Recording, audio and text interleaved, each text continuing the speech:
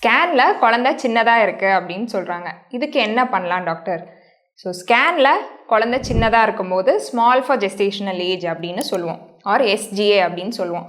இதுக்கு என்ன அர்த்தம்னா, அதே ப்ரெக்னென்சி வாரத்தில் இருக்கிற 90% பேபிஸ் விட உங்கள் பேபி சின்னதாக இருக்காங்க அப்படின்னு அர்த்தம். நிறைய தடவை பேபிஸ் சின்னதாக இருந்தாலும் மற்ற எல்லா விதத்தில் நார்மலாக இருப்பாங்க, நார்மலாகவும் டெவலப் ஆகுவாங்க.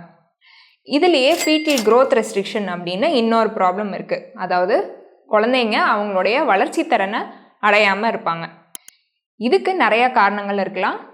ஃபார் எக்ஸாம்பிள், பேபிக்கு ஜெனட்டிக் ப்ராப்ளம்ஸ் இருக்கலாம், பேபிக்கு சில ஸ்பெசிஃபிக் இன்ஃபெக்ஷன்ஸ்னால இந்த ப்ராப்ளம் வந்திருக்கலாம், அம்மாவுக்கு இருக்கிற சில ஹெல்த் கண்டிஷன்ஸ்னால பேபி வளராமல் இருக்கலாம், அண்ட் சில டைம் ட்வின்ஸ் அல்லது ட்ரிப்ளெட்ஸ் இருக்கும்போது கூட இந்த FGR ப்ராப்ளம் வரலாம். எந்த ப்ராப்ளம் இருக்குது அப்படின்னு நம்ம டீட்டெயிலாக ஸ்கேன் பண்ணி தெரிஞ்சுக்கலாம். 3 to 4 weeks ஒன்ஸ் நம்ம ஸ்கேன் பண்ணுறதுனால பேபி எப்படி போக போக எப்படி வளர்றாங்க, எப்படி ரத்தம் ஓட்டம் போகுது அப்படின்னு தெரிஞ்சுக்கலாம். இந்த 2 விஷயத்தை வச்சு நம்ம டெலிவரி டைமிங் எந்த பேபி வெயிட்டில் நம்ம பண்ணணும் அப்படிங்கிறத நம்ம தெரிஞ்சுக்கலாம்.